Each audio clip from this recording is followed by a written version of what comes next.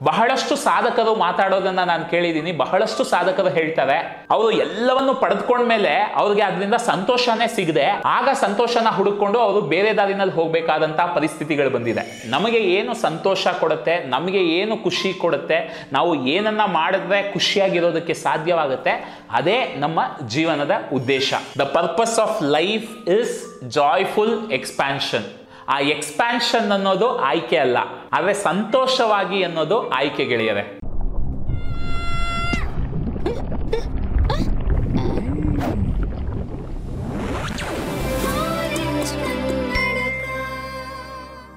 ವಿಶಾಲ ಹೃದಯದ ಕನ್ನಡಿಗರಿಗೆ ನಿಮ್ಮ ಗೆಳೆಯ ಆರೆಂಜ್ ಕನ್ನಡಕ ವಿಹಾನ್ ಮಾಡುವ ನಮಸ್ಕಾರಗಳು. ಗೆಳೆಯರೇ, ಇದೇ ಮೊದಲ ಬಾರಿಗೆ ನಮ್ಮ ವಿಡಿಯೋವನ್ನು ನೋಡ್ತಿದ್ರೆ ದಯವಿಟ್ಟು ಈ ಸರಣಿಯಲ್ಲಿ ಬರುವ ಎಲ್ಲ ವಿಡಿಯೋಗಳನ್ನು ನೋಡಿಕೊಂಡು ಬಂದು ನಂತರ ಈ ವಿಡಿಯೋವನ್ನು ನೋಡಿ. ಆಗ ಈ ವಿಡಿಯೋನಲ್ಲಿ ಹಂಚಿಕೊಳ್ಳುವ ವಿಷಯಗಳು ಇನ್ನಷ್ಟು ಸ್ಪಷ್ಟವಾಗಿ ನಿಮಗೆ ಅರ್ಥವಾಗುವುದು. ರಹಸ್ಯ ಪುಸ್ತಕದಲ್ಲಿ ಹೇಳಿರುವ ಆಕರ್ಷಣೆಯ ನಿಯಮದ ಬಗ್ಗೆ ಮಾತನಾಡ್ತಾ ಬಂದಿದ್ದೀವಿ. ಇವತ್ತು ಈ ಒಂದು ಸರಣಿಯ ಕೊನೆಯ ವಿಡಿಯೋ ಗೆಳೆಯರೇ. ಈ ಪುಸ್ತಕದಲ್ಲಿ ಹಲವಾರು ವಿಷಯಗಳ ಬಗ್ಗೆ ನಿಮ್ಮ ಜೊತೆ ಮಾತನಾಡ್ತಾ ಬಂದಿದ್ದೀನಿ. ಇವತ್ತು ಮತ್ತೊಂದು ಮುಖ್ಯವಾದ ಪ್ರಶ್ನೆ ನನ್ನ ಬಹಳಷ್ಟು ಜನ ಇದ್ರ ಬಗ್ಗೆ ಕೇಳ್ತಿರ್ತಾರೆ, ಇದ್ರ ಬಗ್ಗೆ ನನ್ನ ಜೊತೆ ಮಾತನಾಡಿದ್ದಾರೆ. ನಮ್ಮ ಜೀವನದ ಒಂದು ಉದ್ದೇಶ ಏನು, ಜೀವನದ ಪರ್ಪಸ್ ಏನು ಅನ್ನೋದು. ಗೆಳೆಯರೆ, ಇದ್ರ ಬಗ್ಗೆ ನನಗೆ ಬಹಳ ಇಷ್ಟವಾದ ರೀತಿಯಲ್ಲಿ ನಮ್ಮ ಗುರುಗಳು ಹೇಳಿರುವ ಒಂದು ಮಾತು, ಈ ಜೀವನದ ಒಂದು ಉದ್ದೇಶ ಸಂತೋಷವಾಗಿ ಬೆಳೆಯುವುದು, ಜಾಯ್ಫುಲ್ ಎಕ್ಸ್ಪ್ಯಾನ್ಷನ್ ಅಂತಾರೆ. ಅಂದ್ರೆ ನಮ್ಮ ಜೀವನದಲ್ಲಿ ಹಲವಾರು ರೀತಿಯ ಹೊಸ ಹೊಸ ಕಷ್ಟಗಳು ಬರ್ತಾ ಇರುತ್ತೆ, ಹೊಸ ಹೊಸ ಚಾಲೆಂಜ್ಗಳು ಬರ್ತಾ ಇರುತ್ತೆ, ಹೊಸ ಹೊಸ ಸಮಸ್ಯೆಗಳು ಬರ್ತಾ ಇರುತ್ತೆ. ಆ ಸಮಸ್ಯೆಗಳ ಮುಖಾಂತರವೇ, ಸಮಸ್ಯೆಗಳ ಮೂಲಕವೇ ನಾವು ಜೀವನದಲ್ಲಿ ಇನ್ನಷ್ಟು ಬೆಳೀತಾ ಹೋಗ್ತಿರ್ತೀವಿ. ಮತ್ತು ಈ ಸಮಸ್ಯೆಗಳಾಗಲಿ ನಾವು ಬೆಳೆಯುವುದಾಗಲಿ ಆಪ್ಷನಲ್ ಅಲ್ಲ. ಅಂದ್ರೆ ನಾವು ಬೇಕು ಅಂದ್ರೂ ಬೇಡ ಅಂದ್ಕೊಂಡ್ರೂ ಬೆಳಿಲೇಬೇಕಾಗತ್ತೆ. ಸಮಸ್ಯೆಗಳು ಬಂದೇ ಬರುತ್ತೆ, ಅದನ್ನ ನಾವು ಎದುರಿಸಲೇಬೇಕಾಗತ್ತೆ. ಎದುರಿಸಿದಾಗ ಅದನ್ನ ಗೆದ್ದು ನಾವು ಮೇಲ್ ಹೋದಾಗ ನಾವು ಜೀವನದಲ್ಲಿ ಬೆಳಿತೀವಿ. ಆದ್ರೆ ಅದನ್ನ ಸಂತೋಷವಾಗಿ ಮಾಡ್ತೀವಾ, ಕೊರಗ್ತಾ ಮಾಡ್ತೀವಾ ಅನ್ನೋದು ಇಟ್ಸ್ ಅ ಚಾಯ್ಸ್, ಅದು ಒಂದು ಆಯ್ಕೆ. ಹಾಗಾಗಿ joyful expansion is this life's purpose ಅಂತ ನನ್ನ ಗುರುಗಳು ಹೇಳ್ತಾರೆ ಗೆಳೆಯರೆ. ಅಂದ್ರೆ ಈ ಜೀವನದಲ್ಲಿ ನಾವು ಏನೇ ಅಂದ್ಕೊಂಡ್ರು ಅದೇ ಉದ್ದೇಶ. ಆಕಾಶದಲ್ಲಿ ಎಲ್ಲೋ ಬರೆದಿಟ್ಟಿಲ್ಲ, ಒಬ್ಬೊಬ್ಬ ವ್ಯಕ್ತಿದು ಇದೇ ತನ್ನ ಜೀವನದ ಉದ್ದೇಶ ಅಂತ ಮೇಲೆಲ್ಲೂ ಬರೆದಿಟ್ಟಿಲ್ಲ. ಅಥವಾ ನಿಮ್ಮ ತಂದೆ ತಾಯಿ ನಿಮಗೆ ಇದೇ ನಿನ್ನ ಜೀವನದ ಉದ್ದೇಶ ಅಂತ ಅವರು ಹೇಳ್ಬೋದು, ಆದರೆ ಅದು ಉದ್ದೇಶ ಅಲ್ಲ. ಅಥವಾ ದೇವರು ನಿಮ್ಮ ಜೀವನಕ್ಕೆ ಒಂದು ಉದ್ದೇಶ ಏನು ಬರೆದು ಕಳಿಸಿಲ್ಲ. ಆ ಶಕ್ತಿನ ನಮ್ಮ ಜೀವನದಲ್ಲಿ, ನಮ್ಮ ಜೀವನದ ಉದ್ದೇಶ ಏನು ಅನ್ನೋದನ್ನ ನಿರ್ಧರಿಸುವ ಒಂದು ಶಕ್ತಿನ ಆ ಪ್ರಕೃತಿ ಮನುಷ್ಯನಿಗೆ ಕೊಟ್ಟಿದೆ. ಅದನ್ನು ನಿರ್ಧರಿಸಲು ನಾವು ಮಾಡಬೇಕಾಗಿರೋದಲ್ಲ, ನಮ್ಮ ಆಲೋಚನೆಗಳನ್ನು ಬಳಸಿಕೊಂಡು, ನಮ್ಮ ಆಲೋಚನೆಗಳಿಗಿರುವ ಒಂದು ಶಕ್ತಿಯನ್ನು ಬಳಸಿಕೊಂಡು ನಮಗೆ ಏನು ಬೇಕು ಅನ್ನುವುದನ್ನು ಸ್ಪಷ್ಟವಾಗಿ ಈ ಪ್ರಕೃತಿಗೆ ಹೇಳುವುದಷ್ಟೇ. ನಾವು ನಮ್ಮ ಜೀವನದ ಉದ್ದೇಶ ಏನು ಅಂತ ನಿರ್ಧಾರ ಮಾಡ್ತೀವೋ ಅದೇ ನಮ್ಮ ಜೀವನದ ಉದ್ದೇಶ ಆಗುತ್ತೆ ಗೆಳೆಯರೆ. ಮತ್ತೆ ಯಾರೂ ಅದನ್ನ ಖಂಡಿಸೋಕೆ ಆಗೋಲ್ಲ, ಇದು ಸರಿ ಇದು ತಪ್ಪು ಅಂತ ಉಲ್ಲೇಖ ಮಾಡೋಕ್ಕಾಗಲ್ಲ, ಇತ್ಯರ್ಥ ಮಾಡೋಕ್ಕಾಗಲ್ಲ. ನಮಗೆ ಏನು ಇಷ್ಟ ಆಗುತ್ತೆ, ನಮಗೆ ಏನು ಸಂತೋಷ ಕೊಡುತ್ತೆ ಅದನ್ನೇ ನಾವು ನಮ್ಮ ಜೀವನದಲ್ಲಿ ಮಾಡೋದು ಉತ್ತಮ ಅಂತ ಬಹಳಷ್ಟು ಜನ ಹೇಳ್ತಾರೆ. ನನ್ನ ಜೀವನದಲ್ಲಿ ಕೂಡ ಬಹಳಷ್ಟು ದಿನ ನಾನು ಒಬ್ಬ ನಟನಾಗಬೇಕು, ನಾನು ಒಬ್ಬ ನಿರ್ದೇಶಕನಾಗಬೇಕು, ಇದೇ ನನ್ನ ಜೀವನದ ಉದ್ದೇಶ ಅಂತ ಅಂದ್ಕೊಂಡು ಕೆಲಸ ಮಾಡ್ತಿದ್ದೆ. ಅಫ್ಕೋರ್ಸ್ ಈಗಲೂ ನಿರ್ದೇಶನ ಮಾಡಬೇಕು, ನಟನಾಗಬೇಕು ಅನ್ನೋ ಆಸೆನೂ ಇದೆ. ಆದರೆ ಅದಕ್ಕೂ ಮುಖ್ಯವಾಗಿ ಈ ಒಂದು ಆಕರ್ಷಣೆಯ ನಿಯಮದ ಬಗ್ಗೆ ಗೊತ್ತಾದಾಗ, ಈ ಒಂದು ಆಲೋಚನಾ ಕ್ರಮದಿಂದ ನಮಗೆ ಇರುವ ಉಪಯೋಗವನ್ನು ನಾನು ತಿಳ್ಕೊಂಡಾಗ ಇದನ್ನ ಹೆಚ್ಚು ಗೆಳೆಯರಿಗೆ ತಿಳಿಸಬೇಕು, ಹೆಚ್ಚು ಜನಕ್ಕೆ ಇದರ ಒಂದು ಪ್ರಯೋಜನವನ್ನು ಅರ್ಥ ಮಾಡಿಸ್ಬೇಕು, ಇದರಿಂದ ಜೀವನ ಎಷ್ಟು ಸುಲಭವಾಗಿ ಬಾಳ್ಬೋದು ಅನ್ನೋದನ್ನ ಜನಕ್ಕೆ ತಲುಪಿಸ್ಬೇಕು. ಆಗ ಬಹಳಷ್ಟು ಜನ ಸಂತೋಷವಾಗಿ ಬಾಳೋದಕ್ಕೆ ಸಾಧ್ಯ ಅಂತ ಹೇಳಿ ಇದನ್ನ ಕೂಡ ನನ್ನ ಜೀವನದಲ್ಲಿ ಒಂದು ಉದ್ದೇಶವನ್ನಾಗಿ ಅಂದ್ಕೊಂಡು ಮಾಡೋದಕ್ಕೆ ಶುರು ಮಾಡಿದೆ. ಈಗಾಗಲೇ ಬಹಳಷ್ಟು ಜನಕ್ಕೆ ಈ ಒಂದು ವಿಷಯವನ್ನು ನನ್ನ ವೈಯಕ್ತಿಕ ಸರ್ಕಲ್ಗಳಲ್ಲಿ ಅಟ್ಲೀಸ್ಟ್ ನಾನು ಹಂಚ್ಕೊಳ್ತಾ ಬರ್ತಿದ್ದೀನಿ. ಹಾಗಾಗಿ ನಮಗೆ ಏನು ಸಂತೋಷ ಕೊಡುತ್ತೋ, ನಮಗೆ ಏನನ್ನ ಮಾಡಿದ್ರೆ ಸಂತೋಷವಾಗುತ್ತೋ, ಖುಷಿಯಾಗಿರೋದಕ್ಕೆ ಸಾಧ್ಯವಾಗುತ್ತೋ ಅದೇ ನಮ್ಮ ಜೀವನದ ಉದ್ದೇಶ ಗೆಳೆಯರೆ. ಬೇರೆಯವ್ರಿಗಾಗಿ ಬದುಕೋದು, ಬೇರೆಯವ್ರನ್ನ ಹೋಲಿಸೋದಕ್ಕೆ ನಾವು ಕೆಲಸ ಮಾಡೋದು, ಅಥವಾ ಇನ್ಯಾರೋ ಏನೋ ಅಂದ್ಕೋತಾರೆ ಅಂತ ನಾವು ಕೆಲವು ಕೆಲಸಗಳನ್ನ ಮಾಡೋದು, ಇದನ್ನ ಆದಷ್ಟು ನಾವು ಅವಾಯ್ಡ್ ಮಾಡಬೇಕು ಗೆಳೆಯರೆ. ನಮಗೆ ಏನು ಇಷ್ಟ, ನಮಗೆ ಏನು ಸಂತೋಷ ಕೊಡುತ್ತೆ. ಇವತ್ತು ನಮಗೆ ಇದು ಸಂತೋಷ ಕೊಡ್ಬೋದು, ನಾಳೆ ಇನ್ನೇನೋ ಸಂತೋಷ ಕೊಡ್ಬೋದು. ಆದರೆ ಈ ಜೀವನದ ಉದ್ದೇಶ ಅಂತ ನೋಡಿದ್ರೆ ಸಂತೋಷವಾಗಿರೋದು ಅಂತಾನೆ ನಾನು ಕೂಡ ಹೇಳ್ತೀನಿ ಗೆಳೆಯರೆ. ಈ ಪುಸ್ತಕದಲ್ಲೂ ಅದೇ ಹೇಳಿರೋದು. ನನ್ನ ಒಂದು ವೈಯಕ್ತಿಕ ಅನುಭವದಲ್ಲಿ ಕೂಡ ನಾನು ಕಂಡುಕೊಂಡಿರೋದು, ಈಗಿನ ಒಂದು ಪರಿಸ್ಥಿತಿನಲ್ಲಿ, ಈಗ ನನ್ನ ಮನಸ್ಥಿತಿ ಇರುವ ಒಂದು ಹಂತದಲ್ಲಿ ನಾನು ಕಂಡುಕೊಂಡಿರೋದು ಅದೇ. ನಮಗೆ ಏನು ಸಂತೋಷ ಕೊಡುತ್ತೆ, ನಮಗೆ ಏನು ಖುಷಿ ಕೊಡುತ್ತೆ, ನಾವು ಏನನ್ನ ಮಾಡಿದ್ರೆ ಖುಷಿಯಾಗಿರೋದಕ್ಕೆ ಸಾಧ್ಯವಾಗುತ್ತೆ, ಅದೇ ನಮ್ಮ ಜೀವನದ ಉದ್ದೇಶ. ಯಾಕಂದ್ರೆ ಬಹಳಷ್ಟು ಜನ ವೃತ್ತಿ ಜೀವನದಲ್ಲಿ ಯಶಸ್ವಿ ಹೊಂದಿರ್ತಾರೆ, ಆದರೆ ಜೀವನದಲ್ಲಿ ಸಂತೋಷವಾಗಿರಲ್ಲ. ದೊಡ್ಡ ದೊಡ್ಡ ಮಟ್ಟದಲ್ಲಿ ಯಶಸ್ಸನ್ನ ಪಡಿತಿರ್ತಾರೆ, ಆದರೆ ಸಂಬಂಧಗಳಲ್ಲಿ, ಅಂತರಂಗ ಪ್ರಪಂಚದಲ್ಲಿ, ತಮ್ಮ ಮನಸ್ಸಿನಲ್ಲಿ ನೆಮ್ಮದಿ ಇರಲ್ಲ, ಸಂತೋಷ ಇರಲ್ಲ, ಒದ್ದಾಡ್ತಾ ಇರ್ತಾರೆ, ಡಿಪ್ರೆಷನ್ ಅಂತಾರೆ. ದೊಡ್ಡ ದೊಡ್ಡ ಮಟ್ಟದಲ್ಲಿ ಯಶಸ್ಸು ಪಡೆದಂತಹ ಕೆಲವು ನಟರು, ಸಾಧಕರು ಸ್ಯೂಸೈಡ್ ಮಾಡ್ಕೊಂಡಿರೋದನ್ನ ನಾವು ನೋಡಿದೀವಿ. ಹಾಗಾಗಿ ಬರೀ ವೃತ್ತಿ ಜೀವನದಲ್ಲಿ, ಬರೀ ಹಣಕಾಸಿನ ವಿಷಯದಲ್ಲಿ, ಆರ್ಥಿಕ ವಿಷಯದಲ್ಲಿ ಯಶಸ್ಸನ್ನು ಪಡೆಯೋದಷ್ಟೇ ಯಶಸ್ಸಲ್ಲ. ಸಂಪೂರ್ಣವಾಗಿ ನಮ್ಮ ಜೀವನದಲ್ಲಿ ಪ್ರತಿಯೊಂದು ಕ್ಷೇತ್ರದಲ್ಲೂ ನಾವು ಯಶಸ್ಸನ್ನ ಪಡಿಬೇಕು. ಮುಖ್ಯವಾಗಿ ನಾನು ಯಶಸ್ಸು ಅಂತ ಪರಿಗಣಿಸೋದು, ನಾವು ಏನೇ ಒಂದು ಕೆಲಸವನ್ನು ಮಾಡ್ತಿದ್ರು ಅದನ್ನ ಸಂಪೂರ್ಣ ಮನಸ್ಸಿಟ್ಟು ಸಂತೋಷವಾಗಿ ಮಾಡಿದಾಗಲಷ್ಟೇ. ಮತ್ತೆ ಈ ರಹಸ್ಯದ ಬಗ್ಗೆ, ಈ ಆಕರ್ಷಣೆಯ ನಿಯಮದ ಬಗ್ಗೆ ನಾನು ಮುಖ್ಯವಾಗಿ ಮಾತಾಡಲು ನನಗೆ ಸ್ಫೂರ್ತಿಯಾದ ಒಂದು ವಿಷಯ ಅಂದರೆ, ಬಹಳಷ್ಟು ಗುರುಗಳು ಹೇಳುವ ಒಂದು ವಿಷಯ. ಅದೇನು ಅಂದರೆ, ನಾವು ನಮ್ಮ ಜೀವನದಲ್ಲಿ ಏನೋ ಒಂದು ಯಶಸ್ಸು ಬೇಕು ಅಂತ ಅಂದ್ಕೋತಿರ್ತೀವಿ, ಏನೋ ಒಂದು ಆರ್ಥಿಕವಾಗಿ ಏನನ್ನೋ ಸಾಧಿಸಬೇಕು ಅಂತ ಅಂದ್ಕೋತಿರ್ತೀವಿ, ಅಥವಾ ಆರ್ಥಿಕವಾಗಿ ಬೆಳಿಬೇಕು ಅಂತ ಅಂದ್ಕೋತಿರ್ತೀವಿ. ಆದರೆ ಬಹಳಷ್ಟು ಬಾರಿ ನಾವು ತುಂಬ ಕಷ್ಟಪಟ್ಟು ನಮಗೆ ಅದು ಸಂತೋಷ ಕೊಡ್ತಿಲ್ಲ ಅಂದ್ರೂ ಕೆಲಸಗಳನ್ನು ಮಾಡ್ತಿರ್ತೀವಿ. ಇಷ್ಟವಿಲ್ಲದಿದ್ರು ಕೆಲವು ಕೆಲಸಗಳನ್ನ ತ್ಯಾಗ ಮಾಡ್ತಿದ್ದೀವಿ ಅನ್ನೋ ಹೆಸರಲ್ಲಿ, ಅಥವಾ ಸಮಾಜನ ಹೋಲಿಸೋ ಹೆಸರಲ್ಲಿ, ಅಥವಾ ನಮ್ಮ ಕುಟುಂಬದವ್ರನ್ನ ಮೆಚ್ಚಿಸೋ ಹೆಸರಲ್ಲಿ ಕೆಲಸಗಳನ್ನು ಮಾಡ್ತಿರ್ತೀವಿ. ಆದರೆ ಈ ಆಕರ್ಷಣೆಯ ನಿಯಮದಲ್ಲಿ ಹೇಳುವ ಒಂದು ಮೂಲ ತತ್ವ ಅಂದರೆ, ನಾವು ಸಂತೋಷವಾಗಿರುವುದು ಬಹಳ ಬಹಳ ಮುಖ್ಯ. ನಾವು ಈ ಕ್ಷಣದಲ್ಲಿ ಸಂತೋಷವಾಗಿಲ್ಲದೆ ಸುಮ್ಮನೆ ಪರಿಶ್ರಮ ಹಾಕ್ತಿದ್ರೆ, ಸುಮ್ಮನೆ ಕೆಲಸ ಮಾಡ್ತಿದ್ರೆ ಬಹಳಷ್ಟು ಬಾರಿ ಅದರಿಂದ ನಮಗೆ ಫಲ ಸಿಗೋದಿಲ್ಲ. ಹಾಗೆ ಫಲ ಸಿಕ್ಕಿದ್ರೂ ಅದು ನಮಗೆ ಸಂತೋಷ ಕೊಡೋದಿಲ್ಲ. ಸಂತೋಷ ಕೊಡದಿರೋ ಯಶಸ್ಸನ್ನ ಇಟ್ಕೊಂಡು ಏನ್ ಮಾಡೋದು ಗೆಳೆಯರೆ? ಈ ಪುಸ್ತಕದಲ್ಲಿ ಹೇಳ್ತಾರೆ, ಮತ್ತೆ ಇದನ್ನು ಬಹಳ ಗುರುಗಳು ಕೂಡ ಹೇಳಿದ್ದಾರೆ, ನಾವು ಸಂತೋಷವಾಗಿದ್ದಾಗ ಕರೆಕ್ಟ್ ಆಗಿ ಚಾನೆಲ್ಗೆ ಟ್ಯೂನ್ ಆಗಿರೋ ರೇಡಿಯೋ ಇದ್ದಂಗೆ. ಅಂದ್ರೆ ಎಲ್ಲೋ ಒಂದು ರೇಡಿಯೋ ಸ್ಟೇಷನ್ ಇಂದ ಸುಮಧುರ ಸಂಗೀತ ಬರ್ತಾ ಇದೆ, ಆದ್ರೆ ನಮ್ಮ ರೇಡಿಯೋ ಸರಿಯಾದ ಫ್ರೀಕ್ವೆನ್ಸಿಗೆ ಟ್ಯೂನ್ ಆಗಿಲ್ಲ ಅಂದ್ರೆ ಅದು ಗರ್ ಅಂತ ಒಂದು ಕರ್ಕಶವಾದ ನಾದ ಅಷ್ಟೇ ಆಗಿರುತ್ತೆ. ಆದರೆ ಯಾವಾಗ ನಮ್ಮ ರೇಡಿಯೋ ಸರಿಗೆ ಟ್ಯೂನ್ ಆಗುತ್ತೆ, ಆವಾಗಲೇ ಆ ಸಂಗೀತನ ನಮ್ಮ ರೇಡಿಯೋ ಕೂಡ ಪ್ಲೇ ಮಾಡೋದಕ್ಕೆ ಸಾಧ್ಯ. ಅದೇ ರೀತಿ ನಮ್ಮ ಜೀವನದಲ್ಲಿ ನಾವು ಸುಮ್ಮನೆ ಒಂದು ಯಶಸ್ಸನ್ನ ಪಡೆಯೋದಕ್ಕೆ ಕಷ್ಟಪಟ್ಕೊಂಡು ಒದ್ದಾಡಿಕೊಂಡು ಕೆಲಸ ಮಾಡ್ತಿದ್ರೆ ಬಹಳಷ್ಟು ಬಾರಿ ಆ ಯಶಸ್ಸು ನಮಗೆ ಸಿಗೋದಿಲ್ಲ. ಯಾಕಂದ್ರೆ ಆ ಯಶಸ್ಸನ್ನ ನಾವು ಆಕರ್ಷಿಸಬೇಕು, ಆ ಯಶಸ್ಸನ್ನ ನಮ್ಮ ಜೀವನದಲ್ಲಿ ಬರಮಾಡ್ಕೋಬೇಕು ಅಂದ್ರೆ ಮೊದಲು ನಮ್ಮ ರೇಡಿಯೋ ಟ್ಯೂನ್ ಆಗಬೇಕು. ಆ ರೇಡಿಯೋ ಟ್ಯೂನ್ ಆಗೋದು ಹೇಗೆ ಅಂದ್ರೆ, ನಾವು ಸಂತೋಷವಾಗಿದ್ದಾಗ, ನಾವು ಸಂತೋಷವಾಗಿ ಖುಷಿಯಾಗಿ ಒಂದು ಕೆಲಸವನ್ನು ಮಾಡಲು ಸಾಧ್ಯವಾದಾಗ. ಆದರೆ ನಾನು ಯಾರೋ ಹೇಳಿದ್ರು ಅಂತ ಕಷ್ಟಪಟ್ಕೊಂಡು ಕೆಲಸ ಮಾಡ್ತಿದ್ರೆ, ಇಷ್ಟ ಇಲ್ದಿದ್ರು ಒದ್ದಾಡ್ಕೊಂಡು ಕೆಲಸ ಮಾಡ್ತಿದ್ರೆ, ಬೈಕೊಂಡು ಕೆಲಸ ಮಾಡ್ತಿದ್ರೆ, ಕೊರಗಿಕೊಂಡು ಕೆಲಸ ಮಾಡ್ತಿದ್ರೆ ನಮ್ಮ ರೇಡಿಯೋ ಸರಿಗೆ ಟ್ಯೂನ್ ಆಗಿಲ್ಲ ಅಂತ ಅರ್ಥ.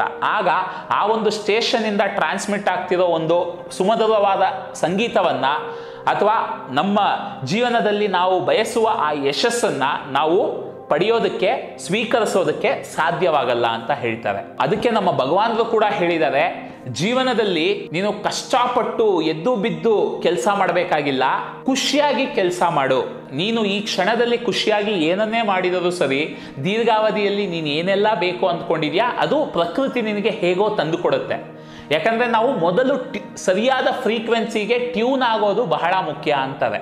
ನಾವು ಸಂತೋಷವಾಗಿದ್ದರೆ ಟ್ಯೂನ್ ಆಗಿದ್ದೀವಿ ಅಂತ ಅರ್ಥ. ನಾವು ಸಂತೋಷವಾಗಿದ್ದರೆ ನಾವು ಬಯಸಿದ್ದು ಅದು ಹೇಗೆ ಬರುತ್ತೋ ನನಗೆ ಗೊತ್ತಿಲ್ಲ, ಪ್ರಕೃತಿ ಹೇಗೆ ಬೇಕಾದರೂ ಅದನ್ನ ತಂದು ಕೊಡ್ಬೋದು. ಇದಕ್ಕೆ ಮುಂಚೆ ಕೂಡ ಹೇಳಿದ್ದೀನಿ, ಪ್ರಕೃತಿಗೆ 10 ಪೈಸೆನೂ ಒಂದೇ, 10,000 ಕೋಟಿನೂ ಒಂದೇ. ಯಾವ ರೀತಿ ಬೇಕಾದರೂ ಅದು ನಾವು ಬಯಸುವ ಯಶಸ್ಸನ್ನು, ಬಯಸುವ ಆರ್ಥಿಕ ಸ್ಥಿತಿಯನ್ನು ನಮ್ಮ ಜೀವನದಲ್ಲಿ ನಮಗೆ ತಂದು ಕೊಡಬಹುದು.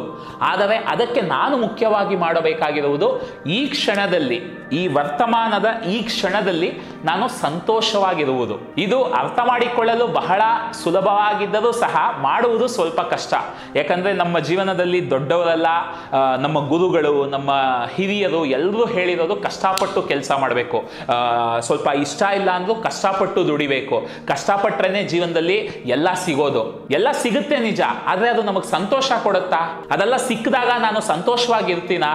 ಬಹಳಷ್ಟು ಸಾಧಕರು ಮಾತಾಡೋದನ್ನ ನಾನು ಕೇಳಿದ್ದೀನಿ. ಬಹಳಷ್ಟು ಸಾಧಕರು ಹೇಳ್ತಾರೆ ಅವರು ಎಲ್ಲವನ್ನು ಪಡೆದುಕೊಂಡ್ಮೇಲೆ ಅವ್ರಿಗೆ ಅದರಿಂದ ಸಂತೋಷನೇ ಸಿಗದೆ ಆಗ ಸಂತೋಷನ ಹುಡುಕೊಂಡು ಅವರು ಬೇರೆ ದಾರಿನಲ್ಲಿ ಹೋಗ್ಬೇಕಾದಂತಹ ಪರಿಸ್ಥಿತಿಗಳು ಬಂದಿದೆ. ಹಾಗಾಗಿ ಈಗ ಈ ಒಂದು ಜ್ಞಾನವನ್ನ ಪಡೆದುಕೊಂಡ ಮೇಲಾದರೂ ನಾವು ಅನವಶ್ಯಕವಾಗಿ ಅನಗತ್ಯವಾಗಿ ಕಷ್ಟಪಡೋದನ್ನ ನಿಲ್ಲಿಸಿ ನಮಗೆ ಏನು ಸಂತೋಷ ಕೊಡುತ್ತೋ ಅದನ್ನ ಮಾಡೋಣ. ಸಂತೋಷವಾಗಿ ನೀವು ಏನನ್ನೇ ಮಾಡಿದರೂ ಜೀವನ ಅದ್ಭುತವಾದ ರೀತಿಯಲ್ಲೇ ಇರುತ್ತೆ. ಇನ್ನು ನೀವು ಆಸೆ ಪಟ್ಟಿದ್ದಲ್ಲ ಸ್ವಲ್ಪ ನಿಧಾನವಾಗಬಹುದು, ಸ್ವಲ್ಪ ತಡವಾಗಬಹುದು, ಆದರೆ ಜೀವನದಲ್ಲಿ ನೀವು ಇಷ್ಟಪಟ್ಟಿದ್ದಲ್ಲ ನಿಮಗೆ ಸಿಗುತ್ತೆ. ಈ ಒಂದು ಆಕರ್ಷಣೆಯ ನಿಯಮದ ಮೂಲ ತತ್ವ ನೀವು ಏನನ್ನು ಅರ್ಥ ಮಾಡಿಕೊಳ್ಳಿಲ್ಲ ಅಂದ್ರೂ ಸರಿ, ಇದು ಒಂದನ್ನು ಅರ್ಥ ಮಾಡಿಕೊಂಡರೆ ಸಾಕು. ನಾವುಗಳು ಸಂತೋಷವಾಗಿದ್ದರೆ ಸಾಕು. ನಾವು ಬಯಸಿದ್ದೆಲ್ಲ ಇಂದೆಲ್ಲ ನಾಳೆ ನಮ್ಮ ಜೀವನದಲ್ಲಿ ತನ್ನಷ್ಟಕ್ಕೆ ತಾನೇ ನಮ್ಮನ್ನು ಬಂದು ಸೇರುವುದು ಗೆಳೆಯರೆ. ಯಾಕೆಂದರೆ ಆ ಒಂದು ಸಂಗೀತವನ್ನು ಸ್ವೀಕರಿಸೋದಕ್ಕೆ, ನಮ್ಮ ರೇಡಿಯೋನಲ್ಲಿ ಸ್ವೀಕರಿಸಲು ಮುಖ್ಯವಾಗಿ ಬೇಕಿರುವುದು ನಾವು ಸರಿಯಾದ ಫ್ರೀಕ್ವೆನ್ಸಿಗೆ ಟ್ಯೂನ್ ಆಗುವುದು, ಅಂದರೆ ಸಂತೋಷವಾಗಿರುವುದು. ಸಂತೋಷವಾಗಿದ್ದರೆ ಜೀವನದಲ್ಲಿ ಈ ಕ್ಷಣದಲ್ಲಿ ನಾನು ಯಾವುದೇ ಕೆಲಸವನ್ನು ಮಾಡುತ್ತಿರಲಿ ಅದನ್ನು ಸಂತೋಷವಾಗಿ ನಾನು ಮಾಡಿದರೆ ಸಾಕು. ಈ ಕ್ಷಣದಲ್ಲಿ ಖುಷಿಯಾಗಿ ಆನಂದವಾಗಿ ನಾನು ಇರಲು ಸಾಧ್ಯವಾದರೆ ಸಾಕು. ಮಿಕ್ಕಿದ್ದೆಲ್ಲ ತನ್ನಷ್ಟಕ್ಕೆ ತಾನೇ ನಾನು ಬಯಸಿದ್ದೆಲ್ಲ ನನ್ನನ್ನು ಹುಡುಕಿಕೊಂಡು ಬರುತ್ತದೆ. ಮತ್ತೆ ಇನ್ ಸ್ವಲ್ಪ ಜನ ಕೇಳ್ತಿರ್ತಾರೆ, ನನಗೆ ಗೊತ್ತಾಗ್ತಿಲ್ಲ, ನನ್ನ ಜೀವನದ ಒಂದು ಉದ್ದೇಶ ಏನು, ಪರ್ಪಸ್ ಏನು ನನಗೆ ಅರ್ಥ ಆಗ್ತಿಲ್ಲ, ಸ್ವಲ್ಪ ನೀವು ಅದ್ರ ಬಗ್ಗೆ ಹೇಳ್ಬೋದಾ ಅಂತ. ಗೆಳೆಯರೇ, ತುಂಬಾ ಸುಲಭ. ನಮಗೆ ಏನನ್ನು ಮಾಡಿದ್ರೆ ಸಂತೋಷ ಆಗುತ್ತೆ ಅಂತ ಆ ಪ್ರಶ್ನೆನ ನಾವು ನಮ್ಮನ್ನು ಕೇಳ್ಕೊಂಡ್ರೆ ಸಾಕು. ನನಗೆ ಏನನ್ನು ಮಾಡಿದ್ರೆ ಸಂತೋಷ ಆಗುತ್ತೆ, ನನಗೆ ಏನು ಮಾಡಿದ್ರೆ ಖುಷಿಯಾಗಿರೋದಕ್ಕೆ ಸಾಧ್ಯ ಆಗುತ್ತೆ, ನನಗೆ ಏನನ್ನು ಮಾಡಬೇಕಾದ್ರೆ ಎಲ್ಲವನ್ನೂ ಮರೆತು ಸಂಪೂರ್ಣವಾಗಿ ಅದರಲ್ಲಿ ಮನಸ್ಸಿಡೋದಕ್ಕೆ ಸಾಧ್ಯ ಆಗುತ್ತೆ. ಯಾಕಂದ್ರೆ ನೀವು ನೋಡಿರ್ಬೋದು, ನಮಗೆ ಯಾವ ಕೆಲಸ ತುಂಬಾ ಸಂತೋಷ ಕೊಡುತ್ತೆ ಅದನ್ನು ಮಾಡಬೇಕಾದ್ರೆ ನಾವು ಭೂತಕಾಲದ ಬಗ್ಗೆ ಆಗಲಿ ಭವಿಷ್ಯ ಕಾಲದ ಬಗ್ಗೆ ಆಗಲಿ ಹೆಚ್ಚಾಗಿ ಯೋಚಿಸೋದಿಲ್ಲ. ಇಷ್ಟ ಇಲ್ದಿರೋ ಕೆಲಸ ಮಾಡಬೇಕಾದ್ರೇನೆ ನಮಗೆ ಬೇರೆಲ್ಲ ಆಲೋಚನೆಗಳು ಬರೋದು. ನಾನು ಕೂಡ ಒಂದು ಫಿಲ್ಮ್ ಶೂಟಿಂಗ್ ಅಲ್ಲಿ ಇರಬೇಕಾದ್ರೆ ನನಗೆ ಬೇರೆ ಆಲೋಚನೆಗಳು ಹೆಚ್ಚಾಗಿ ಬರೋದಿಲ್ಲ, ಅಥವಾ ಆಕ್ಟಿಂಗ್ ಮಾಡ್ತಿರ್ಬೇಕಾದ್ರೆ ನನಗೆ ಬೇರೆ ಆಲೋಚನೆಗಳು ಹೆಚ್ಚಾಗಿ ಬರೋದಿಲ್ಲ, ಅಥವಾ ಕೆಲವೊಮ್ಮೆ ನಾನು ಸೃಜನಾತ್ಮಕವಾಗಿ ಏನೋ ಒಂದು ಮಾಡ್ತಾ ಇರ್ತೀನಿ. ನನ್ನ ಡಬ್ಬಿಂಗ್ ಸ್ಟುಡಿಯೋ ನಾನೇ ಮಾಡಿದೆ, ಬಹಳಷ್ಟು ಪೇಂಟಿಂಗ್ ಕೆಲಸ ಆಗಿರ್ಬೋದು, ಕಾರ್ಪೆಂಟ್ರಿ ಕೆಲಸ ಆಗಿರ್ಬೋದು.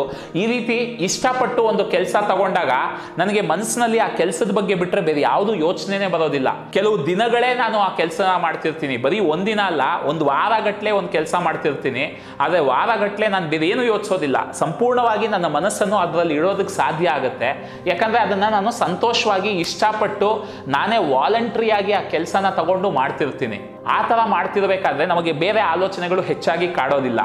ಯಾವಾಗ ಯಾರೋ ಹೇಳಿದ್ರು ಅಂತ ಇಷ್ಟ ಇಲ್ಲದೆ ಒಂದು ಕೆಲಸ ಮಾಡೋದಕ್ಕೆ ಹೋಗ್ತೀವಿ, ಅಥವಾ ಕಷ್ಟಪಟ್ಟರೆ ಫಲ ಸಿಗುತ್ತೆ, ಆ ದೊಡ್ಡವ್ರು ಹೇಳಿದ್ದಾರೆ, ಹಿರಿಯರು ಹೇಳಿದ್ದಾರೆ, ಗುರುಗಳು ಹೇಳಿದ್ದಾರೆ ಕಷ್ಟಪಡಬೇಕು ಅಂತ ಇಷ್ಟ ಇಲ್ದಿರೋ ಮನಸ್ಸಿಲ್ದಿರೋ ಕೆಲಸದಲ್ಲಿ ಕಷ್ಟಪಡೋದಕ್ಕೆ ಹೋಗ್ತೀವಿ. ಆವಾಗ ನಾವು ದುಃಖದಲ್ಲೇ ಜಾಸ್ತಿ ಇರ್ತೀವಿ. ಆಗ ಭೂತಕಾಲದಲ್ಲಿ ಭವಿಷ್ಯ ಕಾಲದಲ್ಲಿ ನಮ್ಮ ಆಲೋಚನೆಗಳು ಹರಿದಾಡ್ತಾ ಇರುತ್ತೆ.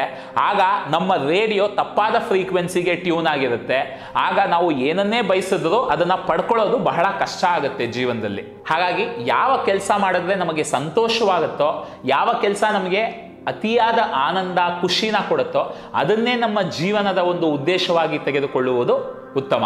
ಗೆಳೆಯರೇ, ನಾವು ಒಂದು ಅದ್ಭುತವಾದ ಕಾಲಘಟ್ಟದಲ್ಲಿ ಬಾಳ್ತಾ ಇದ್ದೀವಿ. ಅಂದರೆ ಟೆಕ್ನಾಲಜಿ ಇವತ್ತು ಯಾವ ಮಟ್ಟಕ್ಕೆ ಬೆಳೆದಿದೆ ಅಂದರೆ, ಯಾವ ಮಟ್ಟಕ್ಕೆ ಮುಂದೆ ಬಂದಿದೆ ಅಂದರೆ, ಹಿಂದಿನ ಕಾಲದಲ್ಲಿ ಒಬ್ಬ ರಾಜ ಕೂಡ ಇಷ್ಟು ಆರಾಮಾಗಿ ಬಾಳೋದಕ್ಕೆ ಸಾಧ್ಯವಾಗ್ತಿರ್ಲಿಲ್ಲ. ಆದರೆ ಇವತ್ತು ಒಂದು ಲೋಯರ್ ಮಿಡಲ್ ಕ್ಲಾಸ್ನಲ್ಲಿರುವ ಒಬ್ಬ ವ್ಯಕ್ತಿ ಕೂಡ ಆರಾಮಾಗಿ ಕಾರ್ನಲ್ಲಿ ತಿರುಗಾಡೋದಕ್ಕಾಗತ್ತೆ, ಜಗತ್ತಿನ ಒಂದು ಮೂಲೆಯಿಂದ ಇನ್ನೊಂದು ಮೂಲೆಗೆ ಫೋನ್ನಲ್ಲಿ ಮಾತಾಡೋದಕ್ಕಾಗತ್ತೆ, ವಿಡಿಯೋ ಕಾಲ್ಗಳಲ್ಲಿ ಮಾತನಾಡೋದಕ್ಕಾಗತ್ತೆ. ಬಹಳಷ್ಟು ರೀತಿಯಲ್ಲಿ ನಮ್ಮ ಜೀವನ ಬಹಳ ಅಭಿವೃದ್ಧಿಗೊಂಡಿದೆ. ಹಾಗಾಗಿ ಈ ಒಂದು ಕಾಲಘಟ್ಟದಲ್ಲಿ ನಾವು ಬಾಳ್ತಿರೋದೇ ನಮಗೆ ಒಂದು ಭಾಗ್ಯನೇ. ಹಾಗಾಗಿ ನಾವು ಬಹಳಷ್ಟು ವಿಷಯಗಳಿಗೆ ಕೃತಜ್ಞತೆಗಳನ್ನು ಹೇಳಬೇಕು, ಬಹಳಷ್ಟು ವಿಷಯಗಳಿಗೆ ನಾವು ಸಂತೋಷ ಪಡಬೇಕು. ಇಂತಹ ಒಂದು ಕಾಲಘಟ್ಟದಲ್ಲಿ ನಾವು ಬಾಳೋ ಒಂದು ಅವಕಾಶ ಸಿಕ್ಕಿರೋದಕ್ಕೆ ನಾವು ಸದಾ ಆ ಪ್ರಕೃತಿಗೆ, ಆ ಮೇಲೆ ಕೂತಿರುವ ಆ ಒಂದು ಶಕ್ತಿಗೆ ನಾವು ಕೃತಜ್ಞತೆಗಳನ್ನು ಹೇಳಬೇಕು. ಮತ್ತು ಈ ಒಂದು ಜೀವನವನ್ನು ಅದ್ಭುತವಾದ ರೀತಿಯಲ್ಲಿ ಏರ್ಪಡಿಸ್ಕೊಳ್ಳೋದಕ್ಕೆ ಈ ಒಂದು ಆಕರ್ಷಣೆಯ ನಿಯಮವನ್ನು ಕೂಡ ನಾವು ಬಳಸ್ಕೋಬೇಕು. ಈ ಒಂದು ಆಕರ್ಷಣೆಯ ನಿಯಮನ ಇತಿಹಾಸದಲ್ಲಿ ಬಂದಿರುವ ಪ್ರತಿಯೊಬ್ಬ ದೊಡ್ಡ ನಾಯಕನಾಗಿರಬಹುದು, ದೊಡ್ಡ ದೊಡ್ಡ ವಿಜ್ಞಾನಿ ಆಗಿರಬಹುದು, ಇವರೆಲ್ಲ ಅರಿತುಕೊಂಡಿದ್ದರು, ಅವರೆಲ್ಲ ಅದನ್ನು ಉತ್ತಮವಾದ ರೀತಿಯಲ್ಲಿ ಬಳಸಿಕೊಂಡರು. ಈ ಒಂದು ಪುಸ್ತಕದ ಮೂಲಕ, ಈ ಒಂದು ವಿಡಿಯೋ ಸರಣಿಯ ಮೂಲಕ ಈ ಒಂದು ಜ್ಞಾನವನ್ನು ಈಗ ನೀವು ಕೂಡ ಪಡೆದುಕೊಂಡಿದ್ದೀರಿ. ಹಾಗಾಗಿ ಇದನ್ನು ಯಾವ ರೀತಿ ಬಳಸ್ಕೊಳ್ತೀರಾ ಅನ್ನೋದು ಈಗ ನಿಮ್ಮ ಕೈಯಲ್ಲಿದೆ. ನಾ ಇದಕ್ಕೆ ಮುಂಚೆ ಕೂಡ ಹೇಳಿದ್ದೀನಿ, ಇದನ್ನು ಬರೀ ಒಂದು ಜ್ಞಾನವಾಗಿ ಅರ್ಥ ಮಾಡಿಕೊಂಡ್ರೆ ಏನೂ ಪ್ರಯೋಜನ ಇಲ್ಲ. ಇದನ್ನು ನೀವು ನಿಮ್ಮ ಜೀವನದಲ್ಲಿ ಅಳವಡಿಸಿಕೊಳ್ಳಲು ಪ್ರಯತ್ನ ಪಡಬೇಕು. ಇದನ್ನು ನೀವು ಸಂಶೋಧನೆ ಮಾಡಿ ನೋಡಬೇಕು. ಇದು ಯಾವ ರೀತಿ ಕೆಲಸ ಮಾಡುತ್ತೆ, ಈ ಆಕರ್ಷಣೆಯ ನಿಯಮ ಯಾವ ರೀತಿ ಕೆಲಸ ಮಾಡುತ್ತೆ, ಇದು ಕೆಲಸ ಮಾಡುತ್ತಾ ಅನ್ನೋದನ್ನ ನೀವು ಸಂಶೋಧಿಸಿ ನೋಡಬೇಕು. ಮತ್ತು ನಾವು ಜೀವನದಲ್ಲಿ ಏನೇ ಒಂದು ಹೊಸ ವಿಷಯ ಕಲಿತರೂ ಕೂಡ ಒಂದೇ ದಿನದಲ್ಲಿ ಅದನ್ನು ಕಲ್ತು ಬಿಡೋದಕ್ಕೆ ಸಾಧ್ಯ ಇಲ್ಲ. ಸ್ವಲ್ಪ ಸಮಯ ಕೊಟ್ಟು ಅದನ್ನು ನಂಬಿ ಇದು ಕೆಲಸ ಮಾಡುತ್ತೆ ಅನ್ನೋದನ್ನ ನಂಬಿ ನಾವು ಅದರ ಆ ಒಂದು ನಿಟ್ಟಿನಲ್ಲಿ ಅದನ್ನು ಕಲಿಯೋದಕ್ಕೆ ಶುರು ಮಾಡ್ತೀವಿ.